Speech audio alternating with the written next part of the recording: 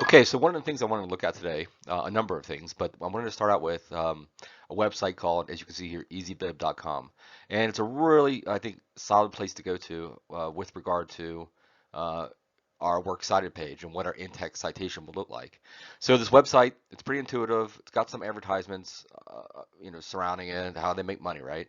And then it'll throw some advertisements at you. But other than that, it's a really clean website. So it allows you to go in and as we spoke about before, in this digital society we live in now, we get most of our articles or information that we're going to obtain in order to place within our expository essay by borrowing from outside authority. We get that stuff from websites. We get it from online.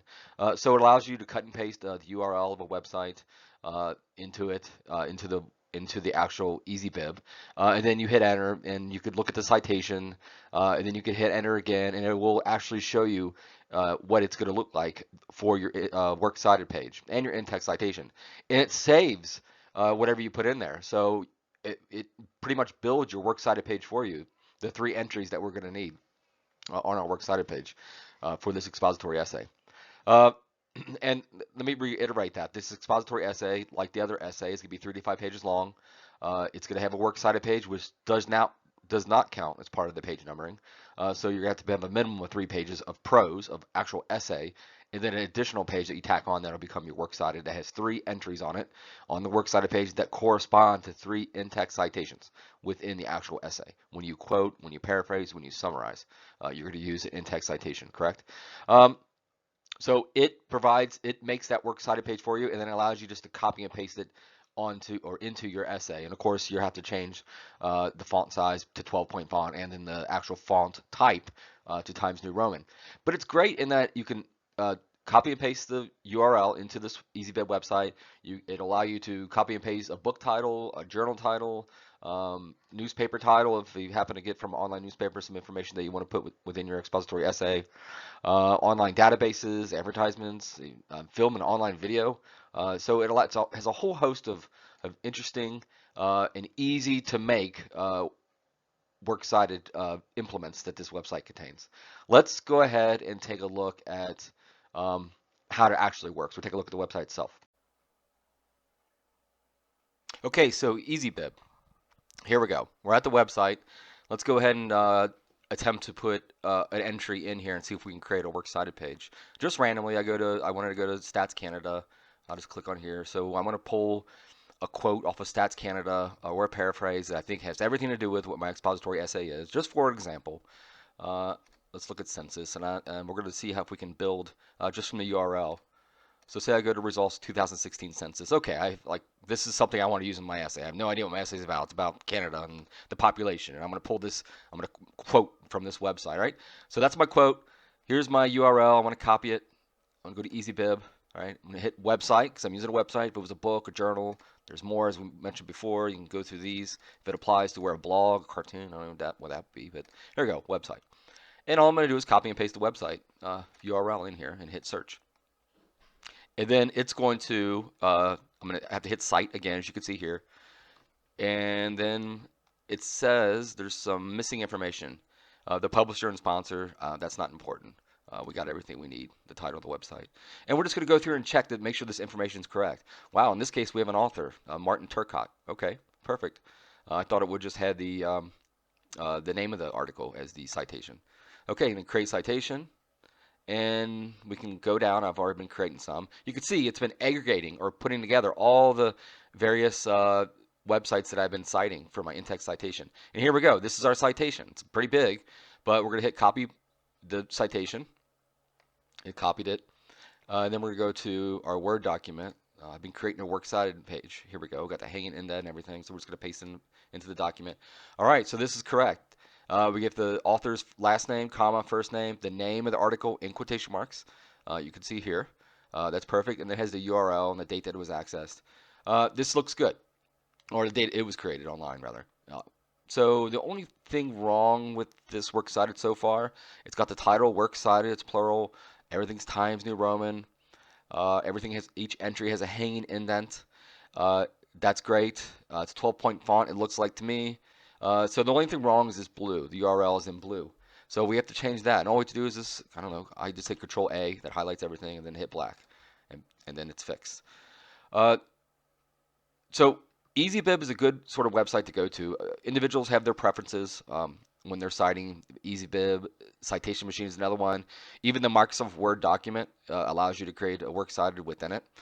Just make sure, just going over what's expected for this essay, and I'll email everybody this, and I think I've already communicated this idea. It's going to be just like our prior essay, 3 to 5 pages long, double space, Times New Roman font, 12-point, 1-inch margins. There's not going to be a title page.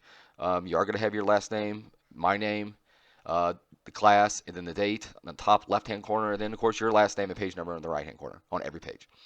And you're going to have a works cited page that does not count towards your 3 to 5 pages that's required for the essay. So say you choose to write a 3-page essay, your 4th page has to be the works cited page.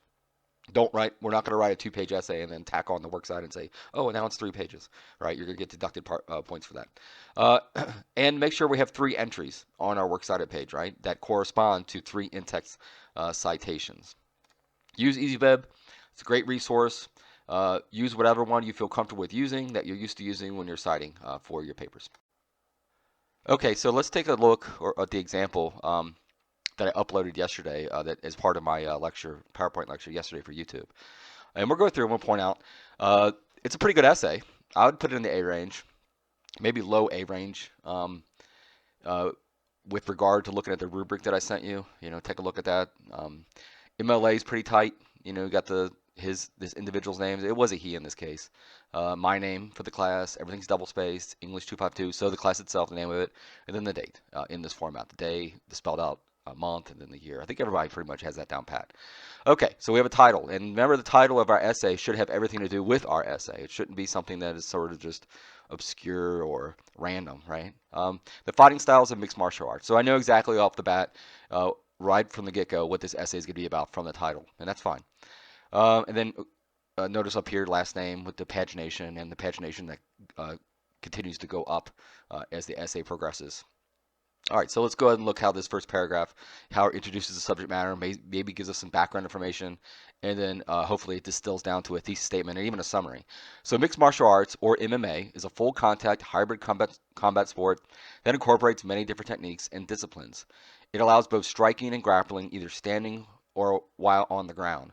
It is most well known in North America through the largest mixed martial arts production company in the world, the Ultimate Fighting Championship, or UFC, which formed in 1993. According to the Encyclopedia Britannica, MMA was initially decried by critics as a brutal blood sport without rules and a no-holds-barred image. So here we get the in-text citation, mixed martial arts. And notice that I know right away, because it has quotation marks, that this is a source where this individual wanted to paraphrase right here from Encyclopedia Britannica that did not have an author. There wasn't an author on Encyclopedia Britannica, and that's fine. So they used the title of the article, which you have to do. However, it gradually shed that image and became one of the fastest growing spectator sports in the early 20th century. Indeed, after new management took over in the UFC in 2001, more rules and regulations were put in place to make the sport less dangerous. The UFC is home to many of the high-level fighters from around the world, and many of those fighters incorporate a variety of different disciplines and fighting styles. There are a large number of different martial arts that have started in many different parts of the world. In this essay, so here we go, thesis statement, I will explain some of the more common techniques and styles seen in modern mixed martial arts today. These styles include boxing, Brazilian Jiu Jitsu, Muay Thai, and wrestling. All right, so we get a strong thesis statement within the essay. We get some background information, the history of where this MMA started, right? This mixed martial arts, where we get our information from, mixed martial arts today, typically through UFCs, what this individual posits. And then the individual says, I'm going to write within this essay not everything about martial arts in the world, but I'm going to cover a few of the popular ones, right? Now, if this individual said, entitled their essay, Mixed Martial Arts, the most popular fighting style on earth, right? That would be more of an argumentative essay. So they were careful in crafting, saying the fighting styles in mixed martial arts instead of qualifying it. You don't want to use qualifying language like the best or the greatest, right? There are some words in here that maybe could be tweaked, that it seems maybe a little bit persuasive, but I think this individual was able to stave away from being persuasive or argumentative and just present the facts that yes, there are martial arts within the world. These are some of them, and I'm going to tell you about them. Now think about the scope. We talked about that at the end of the last lecture yesterday. The scope of this individual's essay. How large of a swath of the landscape do you really want to drill down on? This individual said, I'm not going to choose this is not a panacea. I'm not going to choose comprehensively every martial arts that exists in the world. Surely every culture has their own fighting style, correct? Every culture in the world has been in combat, within their storied history. So every one of them would have some sort of martial arts. So this individual said, I can't do that. This is a 3 to 5 page essay. There's no way. I'd have to dedicate like half a line to each martial arts. And even then, I wouldn't be able to cover them. So he said, I'm going to narrow it down to these types of martial arts. And he summarized it for us. Great idea to have a thesis statement. And then in great proximity to the thesis statement is a summary of the points they want to make. And hopefully this individual goes in order, and I believe they do. So the first thing they mention within their thesis statement summary is boxing. And then they just springboard right into the essay, and they start with boxing. Boxing is a style of fighting in hand-to-hand combat that involves both attacking as well as defending with the fists. It involves two fighters or contestants that fight wearing padded gloves. Boxers attempt to land blows hard and often while trying to avoid the blows of an opponent. Punches most commonly used in boxing are jabs, crosses, hooks, and uppercuts. Bouts usually last anywhere from 3 to 12 rounds depending on the organization, and these rounds usually last 3 minutes long. A boxer can win a match by outscoring the opponent on the scorecards after the completion of the final round or rendering an opponent incapable to continue anytime during the fight. So we have the in-text citation, someone's last name, I'm going to guess, Jenkins. In MMA, many fights are ended with a punch that ends the fight with a knockout or a technical knockout in which the opponent cannot continue the bout. All right, so this individual within this paragraph is dedicating the whole paragraph completely to its first subject matter, and that is boxing, another form of fighting. Another discipline used by fighters in mixed martial arts. Now look what they did here. Throughout, they mentioned mixed martial arts at the beginning of the essay, and then they continued to just use the abbreviation MMA. So for whatever reason, this individual went back to the long form of mixed martial arts. And I would say to them, just be consistent. Either go MMA the whole, after you mention what MMA stands for, the whole essay, or just go mixed martial arts the whole essay. Another discipline used by fighters in mixed martial arts is Brazilian Jiu Jitsu, or BJJ. And I'm going to go back and look at his summary to make sure Brazilian Jiu Jitsu is the second thing he talks about in his summary, and yes, it is. So he's following it with great fidelity. Brazilian Jiu Jitsu is a fighting style that has to do with grappling an opponent while on the ground. After taking a fight to the ground, the fighter then applies the chokeholds or locks on the joints of the opponent in an attempt to make the opponent yield or submit to them. In mixed martial arts fights, a fight will end if a fighter submits to another fighter that has them in a lock or hold by tapping the mat with their hand 3 times or by verbal submission. There are many different submission techniques that can be used in BJJ to defeat an opponent. So they're alternating back and forth from the abbreviation BJJ and then spelling it out. I would say tidy that up. Pick one or the other, the abbreviation BJJ or Brazilian Jiu-Jitsu. Brazilian Jiu-Jitsu first became known in America when it was brought over and spread by the Gracie family. It was built on the concept that a smaller or weaker person could defend themselves against bigger, heavier opponents by taking the fight to the ground and using leverage and technique. Helio Gracie, a patriarch of the Gracie family and founder of BJJ, said, quote, always assume that your opponent is going to be bigger, stronger, and faster than you, so that you learn to rely on technique, timing, and leverage rather than brute strength. Okay, so we get that quote. We need, if they didn't mention the author within the quote, we need the in-text citation that mentions that, right? So we get Roberts, an individual's last name. This individual or this person who wrote this essay probably pulled this from online, a website, this quote. That's fine. Because they pulled it from online, there isn't a page number. So you don't put a page number in the in-text citation if there isn't one. A third common fighting style used in mixed martial arts is the art of Muay Thai. This discipline can also be called Thai boxing. When practitioners of Muay Thai came west and began competing in kickboxing, Muay Thai became more well known internationally. Muay Thai is another combat sport that uses stand-up striking as well as fighting in the clinch. While in normal Western boxing, fighters will be separated if they engage in a clinch with an opponent, Muay Thai fighters are allowed to continue to fight while clinching the opponent. This also holds true in a mixed martial arts bout. Muay Thai incorporates striking using fists just like boxing. However, the elbows, knees, and shins are also used to strike the opponent. And I would say right here, they need a semicolon right here, right? Because you get a full sentence. Then you have, however, connecting to another full sentence. This is the reason that many martial arts enthusiasts call Muay Thai the, quote, art of 8 limbs, unquote. While on the clinch, this is often where the knees and elbows are used to down an opponent. A Muay Thai clinch can also be known as neck wrestling, and the fighter will push his forearms down on the opponent's collarbone while wrapping their hands around the neck or head for a dominant position where they can follow up with strikes. The World Muay Thai Council, which is the authoritative body that regulates Muay Thai around the world, says that, quote, the history of Muay Thai is the history of the Thai people. Both, though, are difficult to discover. So they failed to put an in-text citation in here. Um, although they did offer where it came from right here, so that's permissible as long as we get it on the works cited page, right? Lastly, so here we go, nice transition word. We know the essay is about to hit the escape hatch, right? And to end itself, to conclude. Lastly, wrestling is another popular fighting style or discipline used by some of the most successful mixed martial artists around the world. Wrestling is a combat sport that involves putting the opponent into a certain position or holding them in that position. This is done through using takedowns, throws, holds, and pinning combinations. A fighter will score points by taking an opponent down and controlling them in a superior position throughout a mixed martial arts bout. Wrestling is one of the oldest forms of combat, and there are many different types in wrestling. Mixed martial artists that use wrestling are usually from an NCAA or Olympic background. While most wrestling is competitive, the sport has also been used as dramatic or acted entertainment around the world.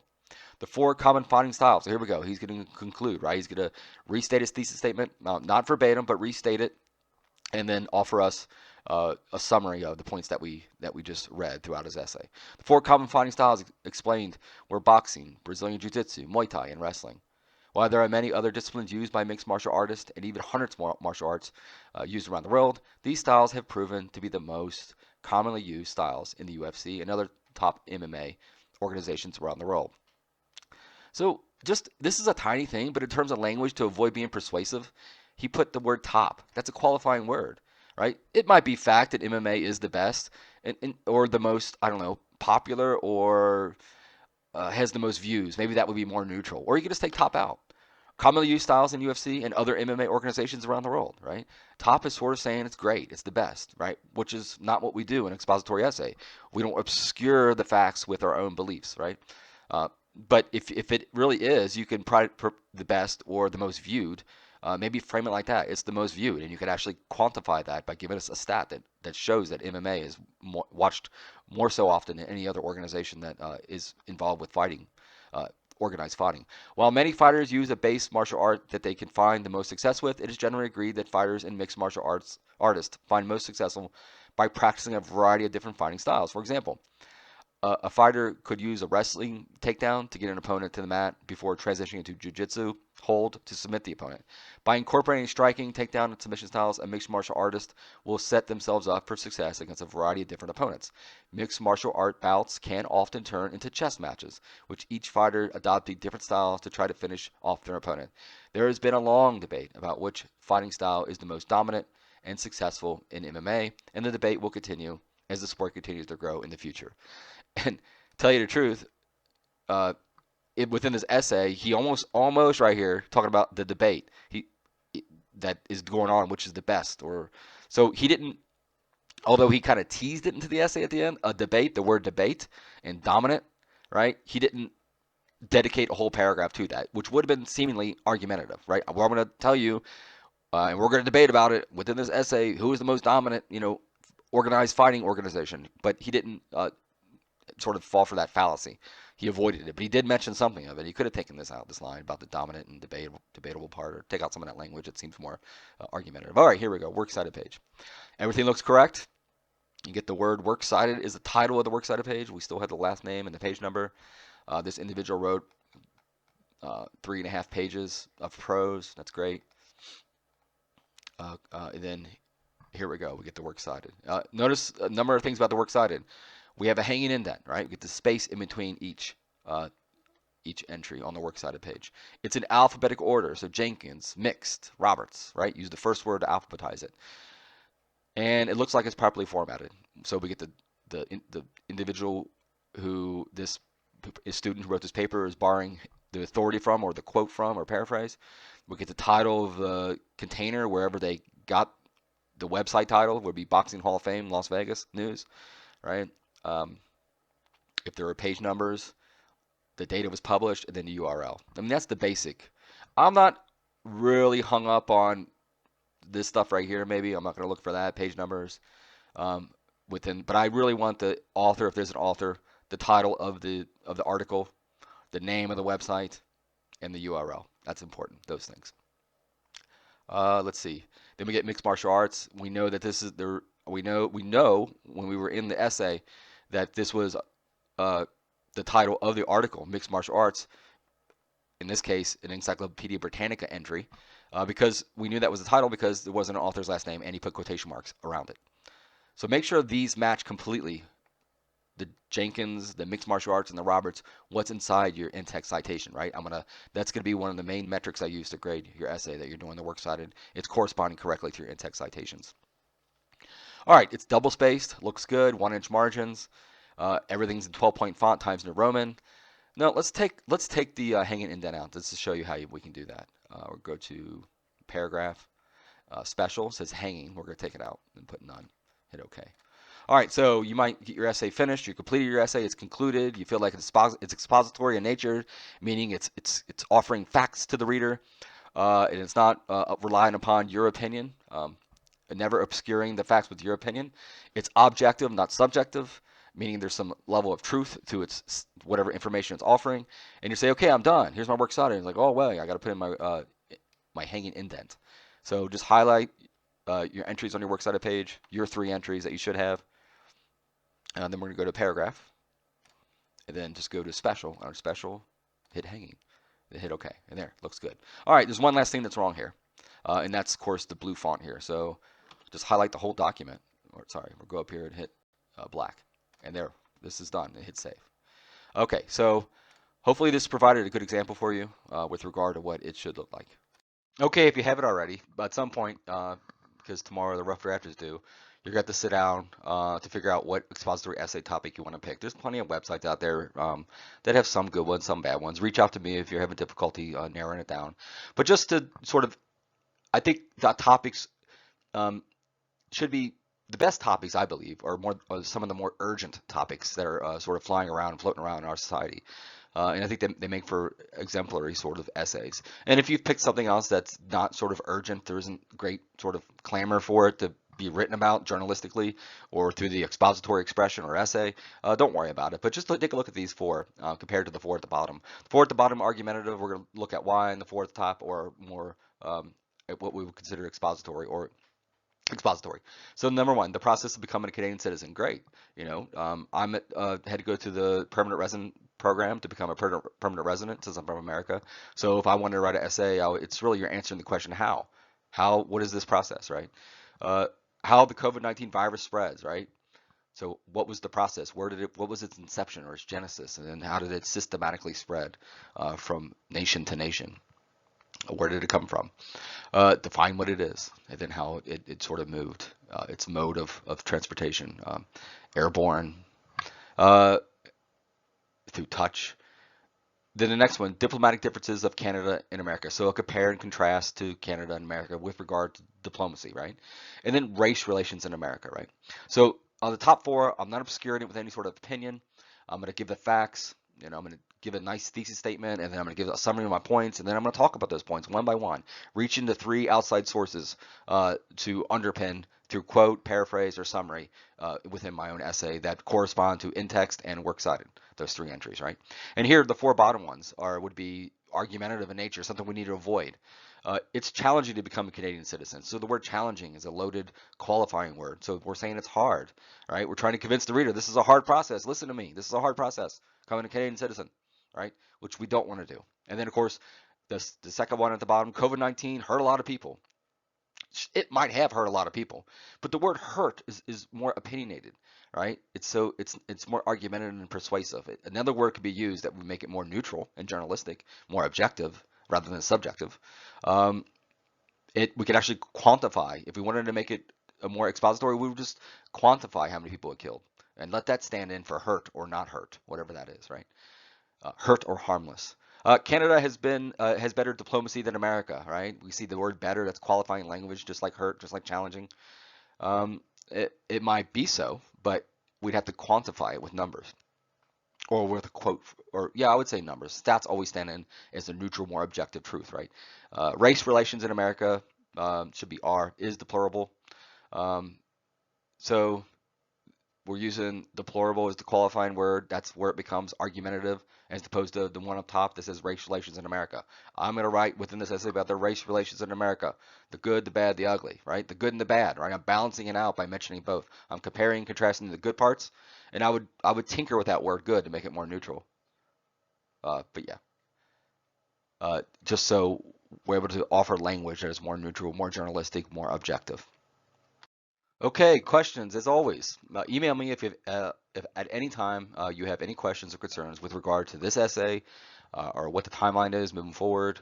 Note, post your rough draft for your expository essay to Blackboard at any time on Wednesday before midnight.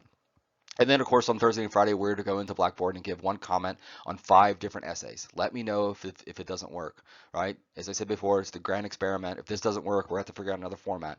But try, I'll give you the directions to do so, and then we have to, and then we'll go in and try it. I can't do it from my end because I'm the instructor. It doesn't allow me to, so I can't even test it.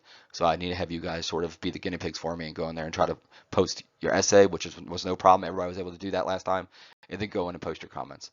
And I'll give you directions for that on Wednesday.